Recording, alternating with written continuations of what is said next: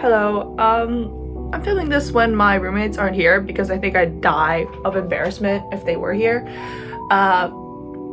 Yeah, some of my friends told me that I should make a little vlog, do a little YouTube video. I'm personally not really good at social media. It's not in my brain. Usually my brain is just art. So doing social media kind of freaks me out. Anyways, to keep myself on topic, I have written down my talking points on a IKEA doorknob. Yeah, so what are my qualifications to talk about this subject? Also ignore my double chin, it doesn't exist while I'm talking. I am an art student. I just finished my first year. During this first year, I did my fall semester, winter semester, and summer semester. I signed up for more school because I'm an overachiever. Yeah, so I did that, and I just finished it yesterday. Yesterday was my last day of class, and I did all my grits. So I feel like I want to talk about a little bit of my experience in the arts as someone who came from a science background. And yeah, let's just say there was an adjustment period. Now, some of you might be asking why would you choose art? Art is so stupid. Art is useless. Firstly, artists are not, if you think artists go into art because they're stupid, that's not true. I was very good at sciences. Anyways, artists are not stupid. Art is not as easy as some may think. Art is just difficult in a different way than, let's say, engineering is. I love engineers, okay? It's not, they can be very condescending about why art is I don't know, worth it or whatever, but I'm gonna be talking about my experience, whatever. So firstly, I chose art because I actually applied for a bunch of different majors. I did biochem, I registered for biology, commerce, all that fun stuff at different schools. Oh, by the way, I go to Concordia. I don't know if I said that already, but I applied to go to McGill. I got accepted for all these commerce and bio stuff. By the way, I love biology, and I will get sidetracked that's why I have the talking points. But I love biology, and I still didn't choose it. And the reason is because when I got my acceptance letter from Concordia for fine arts, specifically I majored in studio arts, I was I was filled with so much joy. I had tears in my eyes because I was oh my god, I've always been kind of insecure about how good my art is because I've always been told that art means nothing. So when I got the acceptance letter, I was damn, it really made me feel full. I felt like a real person. I don't know why I said that. It kind of felt right. So I was I have to go into this field because I just feel so much joy, and I do recognize that I'm in a very privileged position to be able to do that. I remember applying for studio arts. It was kind of a throwaway application. I was okay, I guess I'll make a quick portfolio. I'll send just to see what happens. Turns out it meant everything to me, kind of. So yeah, so that's how I got into the arts. From a science person to an art person, I just felt so much more love. I've always been artistic, and my parents are very supportive of the hobby of it, and right now they're being very supportive of the study of it, which is really nice. For a long time I wasn't sure if they would, so when I brought it up to them, at first I was very scared. Yeah, it's been difficult. It's a hard adjustment because it's so very, very different. It's almost uncomparable. Yeah, I think that's all I remember to say. This is all I can say about it, that I remember that I want to say about it. This is gonna be a very like unedited video because again, I'm not like super knowledgeable about like how videos are supposed to be, so I'm just gonna be like talking. Registration. So after you've been accepted, you like do a bunch of like orientation stuff. You really gotta, you do a bunch of orientation. There's frosh. You do like campus tours and stuff like that, which was fun, you know, and you get to see a lot of resources. Like there's a resource called Homeroom, which is I found massively helpful. It's just like these, it's kind of like a club. Homeroom, you guys do like fun activities, free fun activities, and the entire program is free too. And you like they also tell you important things, like they talk about your deadlines, they talk about like how to graduate, they talk about your credits, certain skills they'll teach you too. So I found that really useful and also helped me with my schedule, just like to have like a personal schedule. It has, so homerooms have pods. I hate the word pod, by the way. Pods of like you can be in the NULA pod, you can be in like the science pod. I don't know which pods they have this year, but they have like these groups. So like if you can't fit one pod in your schedule, you can fit the other one, like this different session. Anyways, back to registration.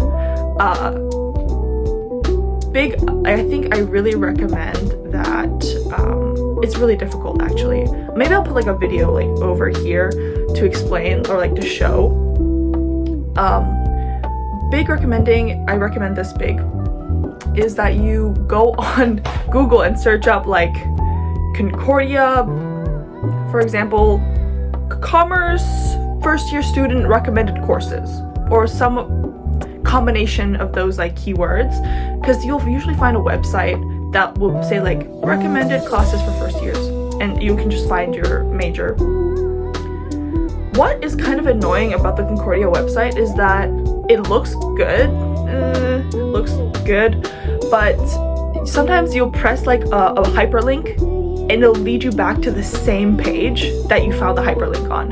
So it's kind of like, because it's like there's so much information on the website, it is actually kind of hell to go through it.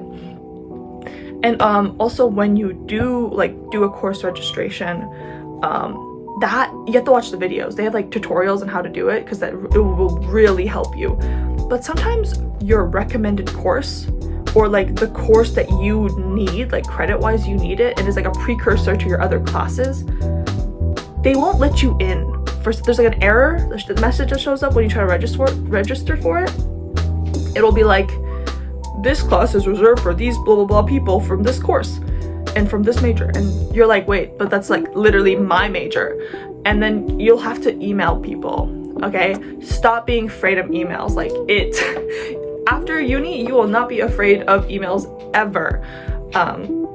You have to email either your like course, like I don't know, it's not called a counselor, but it's like the person that handles all the course things. I don't know. I can Google it and I'll put like the word here.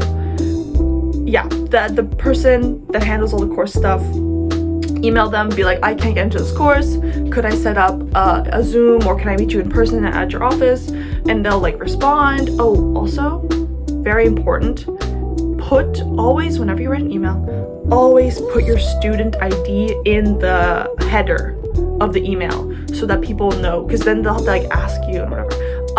Yeah, put it in the header, but also put it like when you sign off at the end of your email, because it's just really helpful for the team and they'll get back to you faster.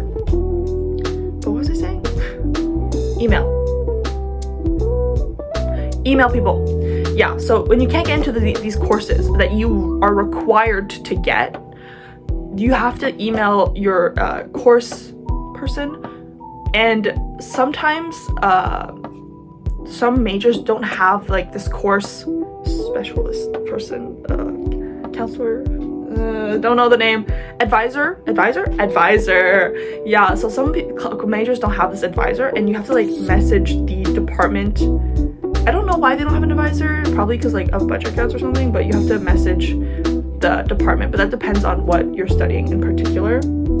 And if you want to register into things like elective groups, for example, I'm in the management elective group, so I had to like email someone, girl, I don't know. I just remembered I had to email like some person in like the commerce department, and then they give me a form, I fill out the form, and I send it back, and then I'm enrolled. Also, at the end of your emails, whenever you're asking a question, always write, if you cannot help me, then please direct me to someone who can, or some sort of like mishmash of that, because I did that because I was trying to opt out of the built-in medical and dental insurance in your tuition.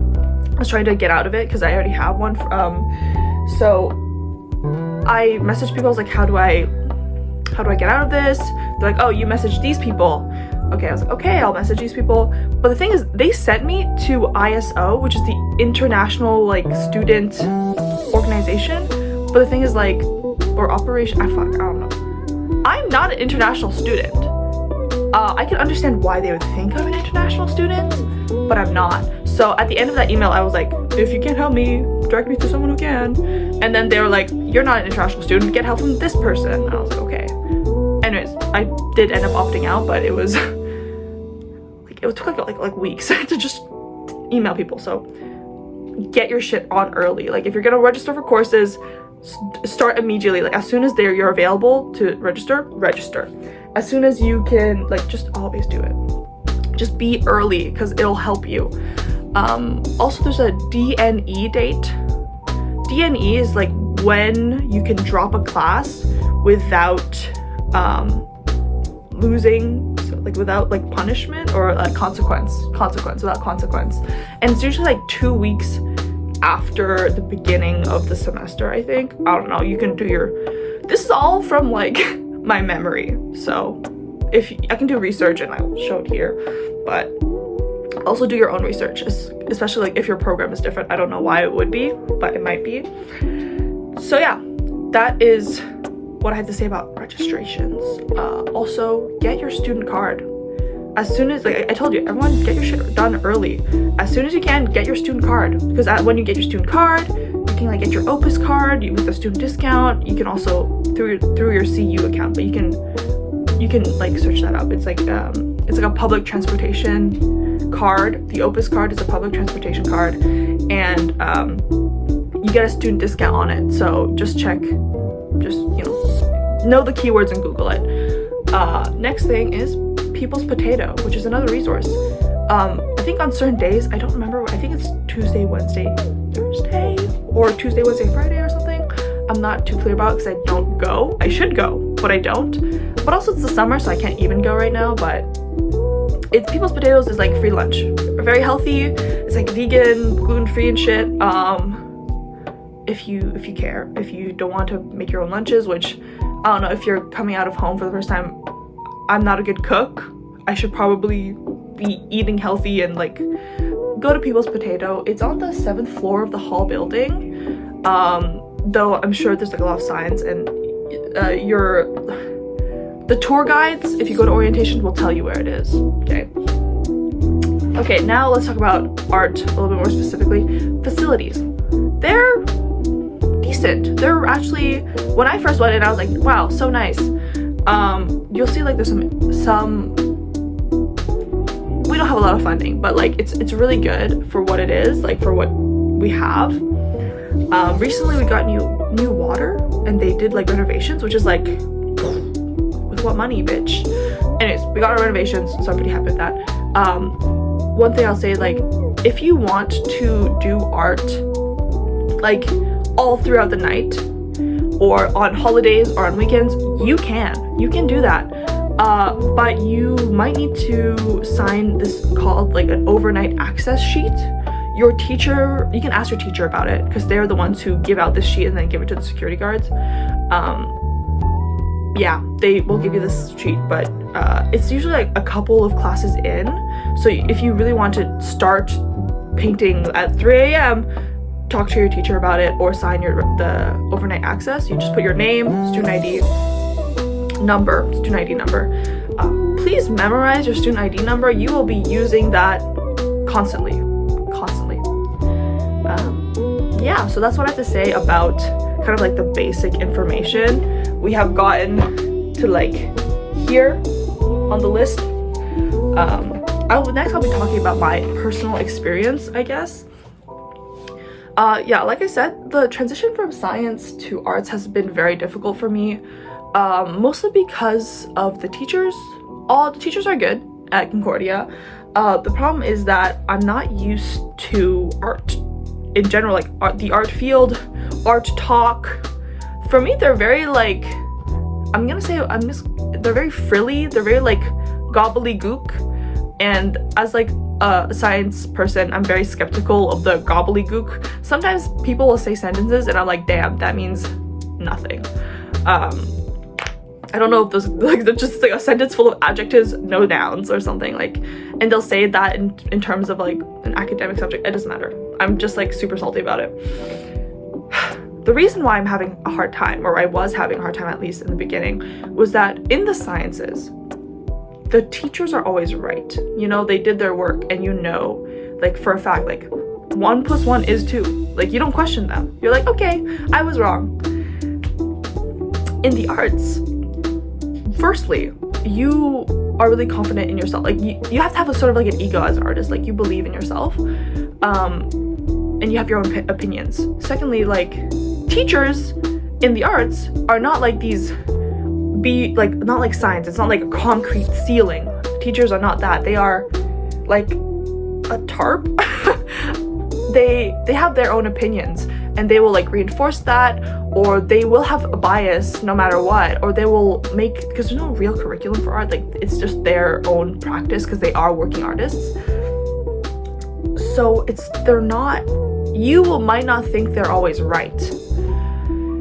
There is a certain amount of like kiss-assery and like fighting back. I'm very much a fighter back, so I don't always get the best grades on things because I don't agree with the teachers. I do cry a lot. I've had many breakdowns, and I'll talk about those a little bit later. Yeah, it's kind of, teachers are different. You can, again, the D&E day, right? So if you are enrolled in a class and you realize like, damn, I really don't like what this teacher is saying about art, this is really not what I was looking for, like, cause maybe it's like too structural, maybe it's too experimental, you can just drop the class and then enroll in a different one if there still are openings.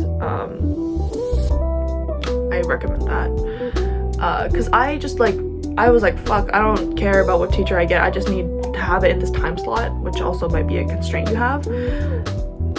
It's been a good experience overall. Like, it's important to experience these different opinions, but it's also like, maybe this is not necessarily what I need to grow as an artist. So yeah. Anyways, takeaways is, the things I took away from this was that I can't take things so personally, especially during crits, which I'll also talk about later. Or maybe I'll talk about them now. Yeah, don't take things too personally, and also know when to push back. Like, I did say, like, sometimes you get a little bit lower grades if you have a different opinion, but for like your own self and the integrity of your own art, you have to balance like what you want to listen to the teacher about and what you don't.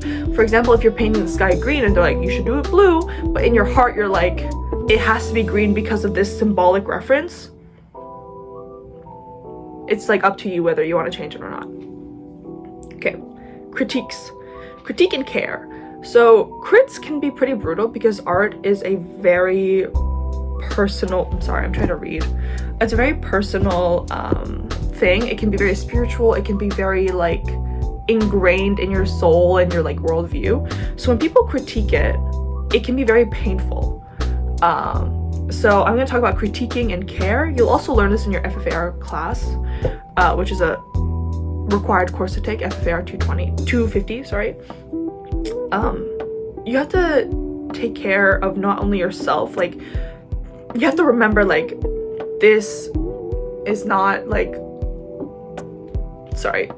they're not like bullying me kind of, they're not like picking on me, they're actually trying to give me advice, but also they can word it in really like cruel ways. So just like be mindful of like how do you feel in your body, and like breathe a lot, because girl, the mental breakdowns I've had over critiques, it's crazy. Like not only like I've not only been extremely sad, I've been extremely angry. You have to understand that people might not view your art the same way as you do, and it's very frustrating for sure. Yeah, so you have to take care of yourself. Again, take your personal time, take your space, breathe. You have a certain amount of control over your own critique. You can be like, everyone please take a step back if you're anxious, or you can like, you know, there's space for that.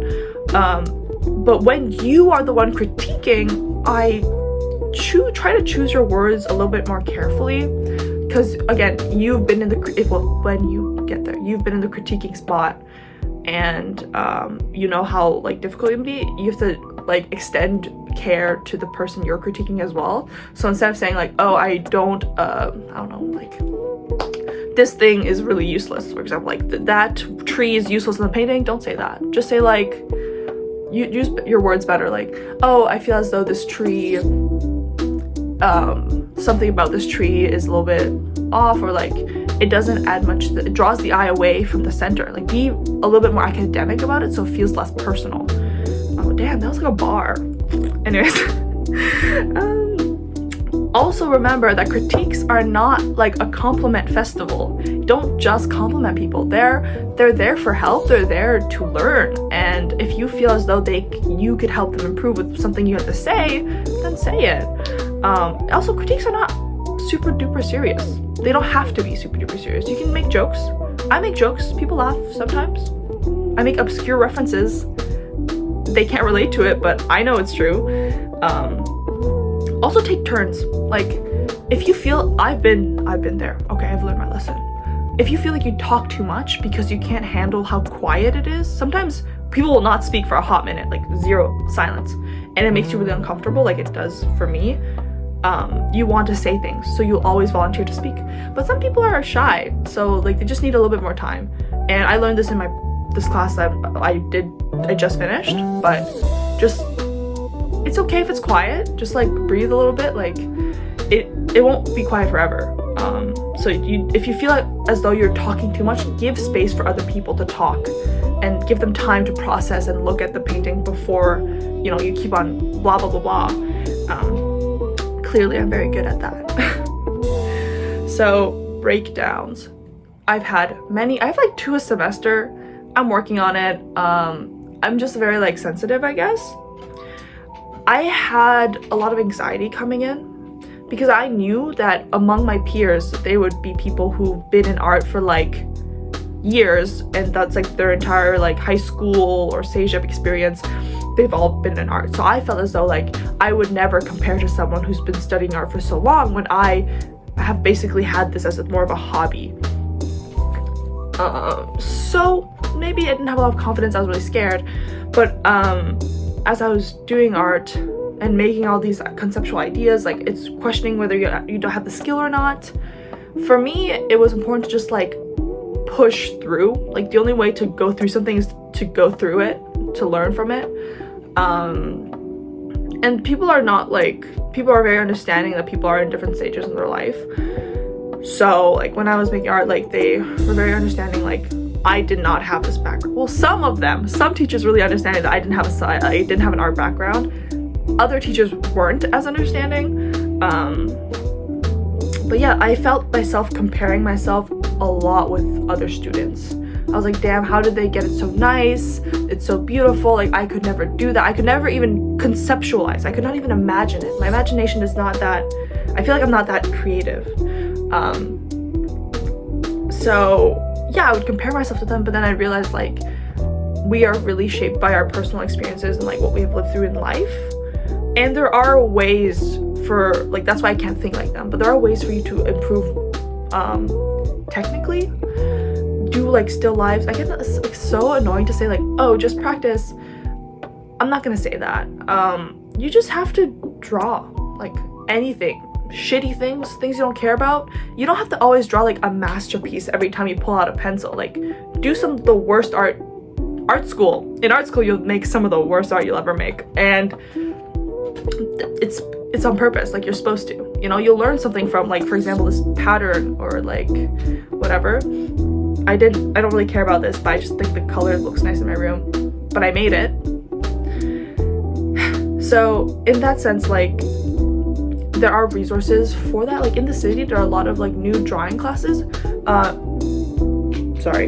Anyways, nude modeling is such a good way, like just drawing live models is a good way to get better at like pose and negative space.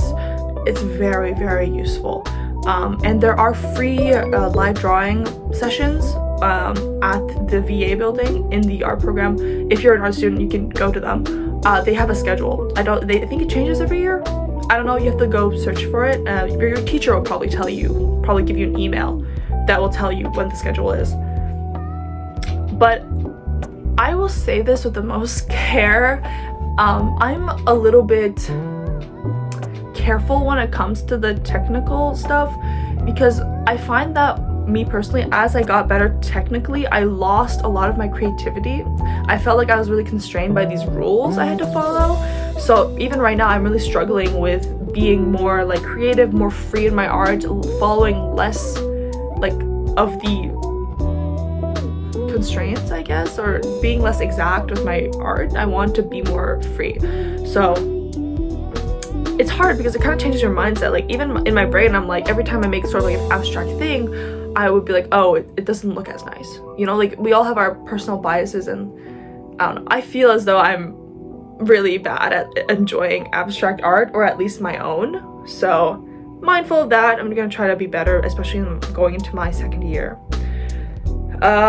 So yes. Breakdowns, I had them, and it sucked, but I always bounce back. I'm most ashamed of my angry ones. Like, I get really angry, especially when I'm paying for this class and I feel as though it's wasting my time. I feel very, I feel a lot of hatred, I guess, resentment. And I don't know, like, I'm just not good at controlling my emotions. This is a me personal thing. So I'm gonna work on that. Like, it's just to remember, like, I just have to remember, it's not personal. Like, this is just a class. But I don't know, logically, you will have mental breakdowns if you're anything like me. Like, maybe you'll have a breakdown about like not having enough time to finish your artwork or stuff like that, or your art not looking the way it wants or you want it to. It'll happen. It's not embarrassing. Like, it happens to most people in the arts. So if you're having one and it's very public, don't feel so much shame about it, because I felt a lot of shame. There are people who are very understanding in your classes and will comfort you if they feel like it, but also, like, you have to learn to talk yourself down from that sort of like angry point or breakdown point. Cool. That's what I had to say about that. This is like very unstructured. I'm just like talking. Opportunities and networks is next. I'm shit at networking. I am really shy. I don't really like engaging in like sort of conversation. I need someone to like come to me, kind of. A lot of your classmates will have art shows, and I feel insecure about this. I'm like, how do you already have an art show? Like, how did you organize this? Because I went in kind of blind, so I had no idea like you could just like do shit. But like, remember, everyone takes everyone takes like steps at their own time. So some people who already know the art scene really well and has been doing this since like high school, for example, yeah, they'll have an art show. Go to that art show. Get your metro pass. I don't know, go across the city if you have to. Go to these art shows. Talk to these artists. You'll have so much more insight. You will learn what is art more. Like, as a person who's like a little more who's more sciencey, it was important for me to see all the different facets of like what art is, what is a drawing, what does that mean to some people. It'll widen your considerations, I'll say. So if someone invites you to an art show or a vernissage, go to one. Go to them. If you have the time, if you have, just go. it'll help you with like networking. I'm really bad at it. I have a hard time being like this like hyper happy person, because it's not how I feel most of the time. So in my classes, I find it hard to, hey, like, what's your Instagram? I find that really hard. I know some people find it easier. Maybe they'll ask for your Instagram, but look, like, interact with their art on Instagram, look at their art, like, just take it all in. Like, I found that people hate like doom scrolling, but for me, it's really an important way to absorb information, because a big part, I think, of art is just consuming it, like just being able to like see people in museums, go to museums. If you're under 25, the Musée des Beaux-Arts de Montréal is free, or like the Montreal Fine Arts Museum, yeah, in English, it's free for under 25. Like, just take it in, see their techniques, like how do they use it, or just go to enjoy it. The more you see art, like even like performance art, or like on Instagram, YouTube, just look at people make art, look at museums, you will learn so much, and you will just like absorb like their concepts. Like, for example, you see like a bird, but like its wings are made out of like, I don't know, like wheels or some shit, and you're like, ooh, that's cool, maybe I'll use wheels something. You know, it's just like about inspiration and how to stay motivated, kind of. So go to museums. I don't know what networking. Follow your friends on Instagram. If you have no friends, follow your classmates on Instagram. It's important. And also be friends with people outside of the arts. Like, if you're friends with bio or engineering, and they're talking about their school stuff, and you feel inspired, you're like, thermodynamics? I'm gonna Google a thermodynamic chart or some graph or something, and I'm gonna incorporate into my art. Just like, you need to be around ideas. Okay, you cannot stay like in your comfort zone and stagnant. You have to expand, which I'm working on. Okay, the last thing I'm gonna talk about, and if I forget anything in this video, I'll like do like a little sidebar video. Regret. Any regret I feel for leaving the sciences.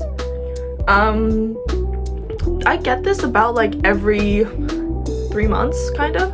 I'll start to feel like, especially like if I'm doing a really long project, for example in painting, or a really big one like that one, it's kind of a trudge. Like, it's really difficult to get through. You'll feel a lot of doubt, and that doubt is not only going to extend to your artistic choices in that painting, it's also going to extend to your life choices in picking arts, at least in my experience. Like, everything here is like kind of my opinion. So I will be like, oh, like, what if I made a mistake? I really regret like doing this. I should have stayed in sciences. Everyone else in the sciences, they're so smart, and I think they're really attractive. That's a different thing. I just love the sciences, okay? So I'll feel like this regret, but then I will like talk to myself in my brain, because I'm crazy. I'll be like, oh, like, but the art, like, without the arts, I would not have met these people. Without the arts, I wouldn't have felt so fulfilled. I would have still been like really sad doing sciences because I thought I had to, or something like that. I would not have made such big improvements in my arts. I would have never even conceived of these ideas that would make this art. By the way, maybe I'll drop like a painting tour, just tour of my room or the art on my walls, if people want that, like maybe a short or something. I don't know. Still figuring out how to do videos. Anyways. So yeah, I don't remember what I was talking about. I do regret being in arts, but it's only momentary. Like, the joy I feel from being in arts, the sort of freedom I have, even though like it's very scary, like I'm very afraid of my future, there are lots of resources. Like, there's like tons, especially if you have a good teacher. They'll tell you like, oh, you can, there's like this like volunteering experience that will, you sign up for this like thing, and if you go to these like online courses, you can learn all these things. For example, McGill has like a free online like money finance class to take. But there's also like apparently there's like a big demand for art teachers. Like, there's a place for you. Like, it's not a useless, there are lots of jobs in arts, people just don't highlight them. You could be an art director, you could be like an art creative project director, and I don't know, museum curator. Like, there's a lot of jobs for you, So if you're like terrified of like being an artist and not succeeding, there are always art adjacent jobs. This lighting is really, the sun, whatever. But you can succeed as an artist, even if, yeah, you can do art adjacent job, but you can also just be an artist. I am not good at social media. I'm not good at advertising. I don't know if I personally could be a big time artist. I don't know if I'm that good of I don't know. Again, confidence is an issue for me. Just some tips, just like on my way out, I'll tell you some tips. Storage. I have a shit ton of art in my room, like all on my walls. And that's not because I want to have a cute decor room, which I do, but it's because I have nowhere to put them. Especially, like, it's a consideration you have to make because in the summer, there's like a clean out date where you have to take all your art from the storage rooms in the art building out. So during the school you can store it in the art building, but there's very limited storage space. So you have to like find a storage room firstly, claim your spot, and then put all your artwork in that same spot for like the entire year. But then again, like there's a day where you have to clean it out and you need to know where to put it. So if you're making something massive like that, it's 78 by 52 inches. If it's massive, I don't have this on a wood stretcher. Like for example here, there's like a wood part to it. I don't have it on wood because I can roll it up. I just don't have it rolled up right now because I think it's still drying. So yeah, like just try to think of like storing your art, like archival, like how do I store this without damaging it? Or if you don't give a shit about the art, because sometimes you won't care about like trash art you made, you can recycle it, you can donate it to something called Sucker. Oh, I should have put that on the important resources. Important Resource Sucker, which is CUCCR. It stands for Concordia Center of Reuse. They put a U there for no reason, kind of. So there, it's kind of like a thrift store for art supplies and materials. It's free. So if you have a student ID, you can just go into Sucker and you can just like pick out stuff. You go to the counter and be like, I'm taking this out, and they'll write down the computer and then you can leave. You can find canvases there. You can find Tupperware. I don't know why there's a lot of different types of art. So like fabrics, collage, just a bunch of random papers. It's just really useful. I would say like go at the beginning of each semester because that's usually where the good things are, like when there's a lot of good things, especially when it comes to canvases. There's also like a day where there's a stretcher sale, which is just like the wood part of this, and they'll sell it to you and then you can stretch your own canvas on it. There are also like workshops where they teach you how to make this canvas, not this one specifically, but a canvas. Anyways, I should put that in the resource. Oh damn, I forgot. I'll like put it in post maybe. So storage, keep that in mind. Like if you have a really small apartment or a small room, just be mindful that you will have to store art. There's like a pile of paintings there because I have nowhere else to put them. Maybe I'll do a little art tour later. Okay, second, I think this is kind of goes without reason, like without saying, but a place to write down your ideas. Like it could be a sketchbook. Just keep some classes require like a sketchbook for class, which I have. This was my sketchbook for my drawing class that was like for the class. Maybe I'll do a tour of this too later, but yeah, you have some teachers require a sketchbook, but sometimes you have to keep your own. Just, as an artist, you're gonna have a sketchbook. If you've never finished a sketchbook, the feeling is euphoric, and you will learn how to keep a sketchbook. Date and sign your works and stuff like that, whatever, but write down your ideas. Like a lot of this book is just brainstorming. Let's see if I can find a page. Like it's just like a bunch of thumbnails and a bunch of writing to see like the symbolism and stuff. Like I have so many ideas. Even if it's not a drawing that you have, like I just have a notes app and I'll like type things like SpongeBob with but it's Game of Thrones. For example, that's not something I've ever thought about, but like, for example, if you're like, just like, you're sleeping and it's like 3 a.m. and you're like, I have an idea. Type that shit in your phone and like go back to sleep. It just helps you when when there's like an open like assignment, or it's like paint anything you want, and you're like, oh, I don't know what to paint. Phone, ideas, notes app, okay? Yeah. I've already said this before, but I'll say it again. Don't be scared of emails. Just don't. You can't afford to be scared of emails. So, yeah. Write your name, student number in the email, and yeah, I think that's all I have to really say about that. There are a lot of like things that when you make friends they'll tell you about, or like if you go to homeroom they'll tell you about, or even like, you know, just exploring yourself, you learn a lot of like the cool study places. But yeah, I don't know. I found essays were difficult. I'm again, science person, not good at writing essays.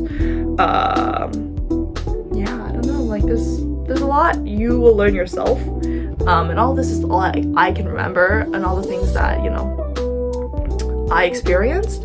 So all of this, big disclaimer, is super my opinion.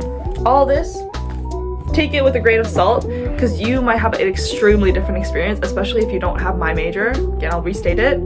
I'm a studio art major with an elective group in management. I've just finished my first year, and I'm about to start my second year. So yeah, that's all for me, and maybe I'll do a little tour of my room and of my sketchbook. But this is probably, I don't know how often I'd post. This is kind of just how it's gonna go. I'm just kind of I'll just be talking. Maybe I'll do art. We'll see. So, bye-bye. Oh, I forgot to add. Let your sketchbook be shitty. Just have shitty drawings in your sketchbook. Like, literally, this bunch of scribbles means something to me, and that's good enough. Like, sketchbooks, do not be precious. You do not need to be precious with your sketchbooks, okay? You're doing too much. Too extra. I also recommend renting a locker if you're going to the VA building. It's like $46 for a year. So think about that if you're thinking about storage and stuff.